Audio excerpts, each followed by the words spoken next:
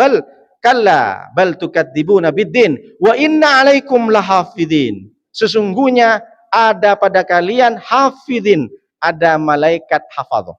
Malaikat yang menjaga kita, yang siap kiramang katibin. Malaikat itu dia dimuliakan oleh Allah. Katibin, dia selalu mencatat.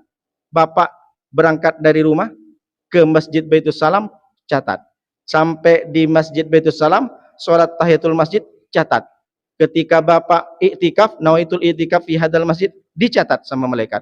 Ketika juga hatinya berpikir, nanti aku selesai dari kajian subuh, aku akan sedekah ke tetangga lontong sayur, catat. Dicatat semua sama malaikat, apa yang kita berbuat, ya'lamuna ma taf'alun. Malaikat itu tahu semua apa yang kita lakukan, Pak. Cuma satu malaikat yang tak tahu, isi hati kita. Tapi disebutkan dalam sebuah hadis bahwa malaikat sudah bisa mencatat niat kita, berarti kan hati, niat kita. Dengan cara apa? Kata Syekh Wahab dalam kitab Tambihul Mu'tari, Syekh Wahab Sya'roni, bahwa ketika ada orang niat untuk berbuat baik, dia nampak tercium aroma-aroma wangi kepada malaikat. Jadi kalau Bapak nanti pulang dari masjid sini, mau sedekah lontong sayur, lontong pecel, mau sedekah nasi lemak, mau sedekah minuman apa itu namanya, teh tarik, maka tercium sama malaikat. Oh, ini agak-agaknya orang ini si Nuruddin ini mau sedekah lontong sayur. Tercium, dicatat satu. Ketika pulang ke rumah, betul-betul ambil lontong sayur dikasih tangga, catat jadi 2. Itulah kebaikan. Tapi jangan negara gini, asinak niat terus. Malaikat dengar nih, aku mau, tapi tak sedekah. Ini namanya nipu malaikat. Wa inna 'alaikum lahafidin. Tak berhenti, Pak. Pena itu terus mencatat apa yang kita berbuat. Mau ke toilet, mau ke bandara, mau ke tempat kerja. Dicatat, Pak. Wa inna 'alaikum lahafidin. Karena malaikat tidak ada kerjaan. Hanya mencatat. Hanya pena itu berhenti kepada 3 orang. Rufi al-qalamu an salasatin. Pena diangkat, tidak dicatat orang itu amalnya, perbuatannya meskipun jahat. Siapa dia, Pak Ustadz? Anin naimi hatta yastauqidah. Orang yang tidur sampai dia bangun tak dicatat, Pak. Jadi Bapak kalau mau balas dendam sama siapa, pas tidur aja, Pak. Oh, saya tidur, saya tidak catat. Misalkan istrinya dengar seperti ini, akhirnya pas tidur dipukullah suami itu, Pak. Aku tidur katanya, aku ngigau, enggak dicatat kata Ustadz Nuruddin. Jadi kata Rasulullah, yang tak dicatat yang pertama anin naimi hatta yastauqidah. Orang tidur sampai bangun.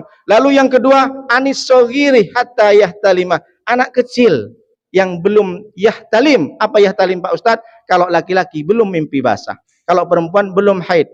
Maka anak kecil ini tak dicatat. Mau pekerja apapun, berbuat baik pun. Tapi kalau dia berbuat baik, pahalanya dikasih ke orang tua. Maka didiklah anak kecil ini seperti ini. Pasti kalau sudah tua anak Pak Ade dia ingat nanti, Pak. Saya dulu diceritakan oleh anak band, Pak. Anak band ini konser kemana-mana, tapi dia tingkat kabupaten saja. Konser kabupaten ini ke daerah ini, sampai dari saking banyaknya tur untuk konser band itu tak ingat sholat. Tapi satu ketika dia di konser di tempat terpencil, Pak, pas ketika maghrib merah itu, fajar yang masih merah mau terbit, mau terbenam, adzan dia. Setelah adzan dia melihat adzan itu, mendengar adzan dan melihat ufuk yang merah itu, maka dia ingat sama ayahnya. Ya Allah, dia nangis langsung, Pak. Ketika maghrib aku ini dituntun sama ayahku datang ke masjid.